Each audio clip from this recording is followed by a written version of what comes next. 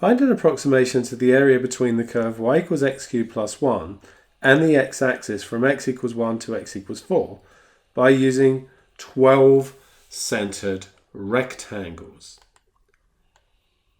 We're going to look as well at the language described in the introduction in relation to this example. So if we're going from 1 up to 4, that's a total width of 3, which we want covered by 12 rectangles. The width of each rectangle then is going to be 3 divided by 12, which is 0.25. So we're going to have rectangles of width 0.25. So the first rectangle would start at 1 and would go to 1.25. The rectangle would have the height at the middle there, so 1.125. So our rectangle would look like this. In terms of what we've got written up here, this would be our value of xi. The height of the curve here, that would be f of xi. In the case of y equals x cubed plus 1, that would be that the height there, call it yi, would be equal to 1.125, well, it would be y1 actually for the first rectangle, 1.125 cubed plus 1. And then we would go obviously to the next rectangle and so on. So we know that we have 12 rectangles and we know the width of each rectangle is 0.25. In terms of the summation, it would be the sum from I equals 1 to 12 because we have 12 rectangles. So in order to get the actual integral, what we need to do rather than having 12 rectangles is say that we have n rectangles and then tend n to infinity. And that of course means that the width of the rectangles would decrease towards 0. Okay, let's actually do the calculation on this one because we spent a bit of time talking about that. So what we need to do is get ourselves a table of values. So we would like the various xi and the various yi that go with them. So as discussed, the first x value would be 1.125. But then the x's are going to go up in 0.25s because the next rectangle over would have its centre a whole width of a rectangle away from the first value. And we know the width of a rectangle is 0.25. So what we get is 1.125 add 0.25. And that's 1.375. What I'm going to do on my calculator here is I'm just going to say answer plus 0.25. And then the next one's 1.625. And then all I need to do, because I set it up in terms of answer, is hit equals 1.875. And then the next one is 2.125. And you should be able to see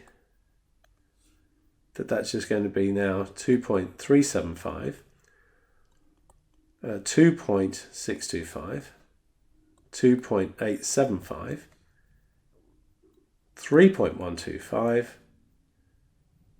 3.375, 3.625, and 3.875. And we want the corresponding y values. So I'm going to use the class pad for that. I've got the x cubed plus 1 here. I can go into my table setup and do 1.125, ending at 3.875 with a step of 0.25. And then you can see all the x values that I've already written down. And we've got these y values. And I'm going to write them down to, say, 5 decimal places. So the first one is going to be 2.42383. I'm just going to pause recording while I write the rest down. Okay, so I got the rest of the values, and now basically the estimate of our integral, let's call it area 12 because we used 12 rectangles, is going to be the sum of 12 rectangles. So we know that they all have a width of 0.25. So the first one is 0.25 times 2.42383. And then the next one will be 0.25 times 3.59961, and so on. Now clearly they've all got a common factor of 0.25. So what I could do is just bring 0.25 out and multiply it by the sum, 2.42383 plus 3.59961, and so on, all the way up to the 59.18555. Now, once again, I'm going to pause while I do that. And that comes to 66.633 to 3 decimal places, which we can see is very much closer to the 66.75, which is the exact answer. So even when we just get to 12 here, we're getting a much better estimate. So you can imagine that when we start thinking about infinite sums of infinitely thin rectangles, we're going to get the exact area. Now, clearly, all of this is a lot of work. So I've actually done this in a much faster way on the class pad. And I'll talk you through what I've done here to get this same result.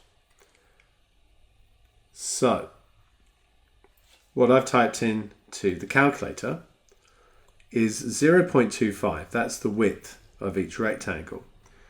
And then I've done the sum from y equals 1 to 12 of, now remember, 1.125 was where we calculated the first rectangle's height.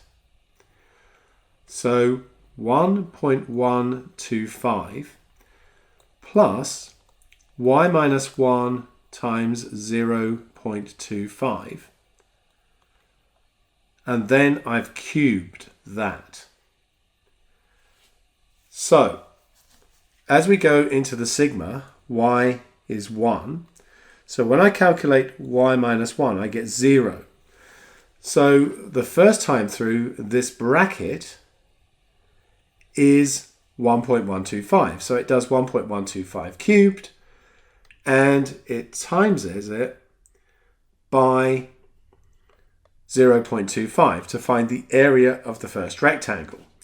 The next time it goes in there, the value of y is 2. So in here we get 1.125 plus 1 lot of 0.25. So that's where we centre the second rectangle. It then cubes that, and what I've left out of the formula obviously is the plus 1 because it's x cubed plus 1. And so it then cubes that value, adds 1, which gives us the height of the second rectangle, and then it multiplies it by the 0.25. And then it goes around again, and y is equal to 3, and we carry on, and it stops when y is equal to 12. So I'm going to use this sort of method to shortcut all this working in the next couple of examples.